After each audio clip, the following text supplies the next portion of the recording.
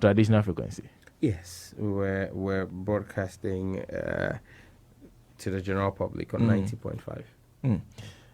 When you were walking in, what did you see? What was the difference that you saw? That you didn't see I the light? mean, the zest and verve that used to be around the building is not there. I mean, because, and it's to be expected, because you're no longer transmitting live over the airwaves.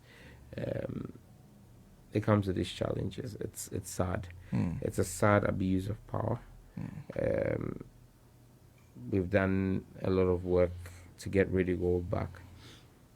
We try to work through the Committee of Parliament to bring the minister and the NCA to the table with Radio Gold. We had a roadmap. I'm aware Radio Gold has fulfilled all parts of the bargain. Parliament is on recess now, but I'm still going to try to reach out to our chairman to see how well we can compel the minister and the NCA to fulfill their own part of the bargain, because at the end of the day, we run a country. Yes, there are laws. Laws must be abided by, but laws are made for man, not man for the law. And there must be a certain understanding of the fact that power is transient. You cannot seek to abuse power in a certain way and expect that everybody will just sit down and watch you like that. To those who hold the reins of power today, I've always had a simple advice: power is transient. Be mindful and minded of the things that you do today, because you're basically setting the template for how you'll be treated when power flips. It's not a threat. It's just a reminder. Well, because you said that, and he's already, Honorable Samuel George Nati has already hinted at the work that is being done at committee level to try and resolve this issue. And I don't know whether I should ask a question about how it came into that whole arena. Because initially what the indication was that both of the radio stations were looking at the legal option. How did you come to the point where you decided to take over the matter? Well, the legal option is always a valid and available option, but the truth of the matter is this. Look, legal activities could take years. It could take another 2 years for you to get your first judgment. And then there's always the opportunity of an appeal to the Court of Appeal, and then to the Supreme Court, and then for a review. It could drag for 5 years. Why make that your first option if we could go into arbitration? And so for us, we decided, I made the offer to both stations and said, look, if you're open to it, I could trigger an arbitration process using the Committee of Parliament. It's not been an easy and smooth thing, but ultimately I believe that arbitration will get us to getting Radio Gold and XYZ back on air quicker than a court case would have. Because don't forget that a court case wouldn't just have ended at the first court of instance. There will be appeals depending on how the ruling went. And in all of that, you're building acrimony. Ultimately, you're going to, if eventually you win, even in a court case, you're still going to be working with the regulator.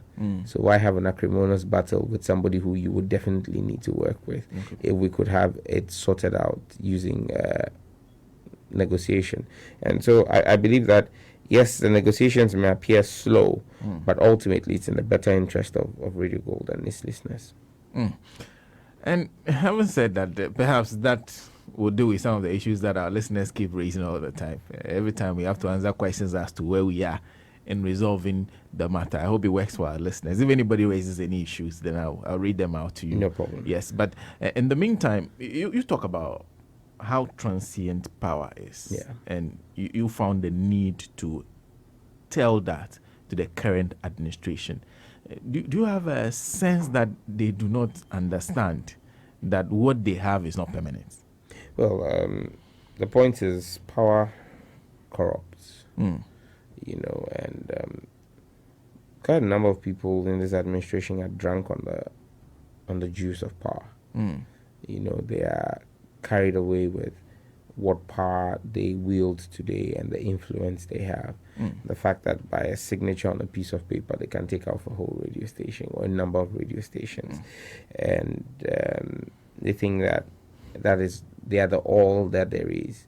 However, what they forget is that every 4 years there's going to be a renewal of a mandate. And the people are watching and seeing the exercise of the mandate that they've given to you. And the arbitrariness of some of the activities or actions that have been taken is lending credence to the fact that people like this cannot be trusted to continue to hold the reins of power. And the people are taking notice. And that's why I keep saying to them that, look, and when you say this, they don't appreciate it. But the truth is very simple. When people are silent, when it's radio gold, I hope those same people will be silent when the shoe is put on the other foot. Because you see, I said to the minister, I said to the NTA, and I said to Giba when we met them, I said, you can choose to all keep quiet. You can choose to flex your muscles because you think it's radio gold. But if I want to look at the law, clearly speaking, almost every radio station in this country has broken the law. I can find one thing in the law and the act that would make every radio station liable for shutdown. I mean, and I said to them, if we decided to go down this path, you wake up one morning and Radio Gold is off, Oman is off, Joy is off, City is off, Peace is off, everybody's off. The law frowns on syndicated radio. That's why the law, the intent of the law is not to allow for syndicated radio. There's only one entity that's allowed to have a syndicated radio, and that's GBC. Okay. But no private entity is supposed to have syndicated radio. But currently you have syndicated radios, all radio frequencies broadcasting, where one person sits in one part of the country, broadcasting is broadcasting on maybe 20, 30 other, they call them affiliate stations. In fact, in some instances, the same media house or entity owns multiple radio stations in multiple cities across the country and synchronizes this news. That's against the spirit and letter of the law. Okay. Many of the media houses broadcast, and your Class A license gives you a 45-kilometer radius to broadcast. Many of them are broadcasting in excess of 100 kilometers. Okay, more than twice the required.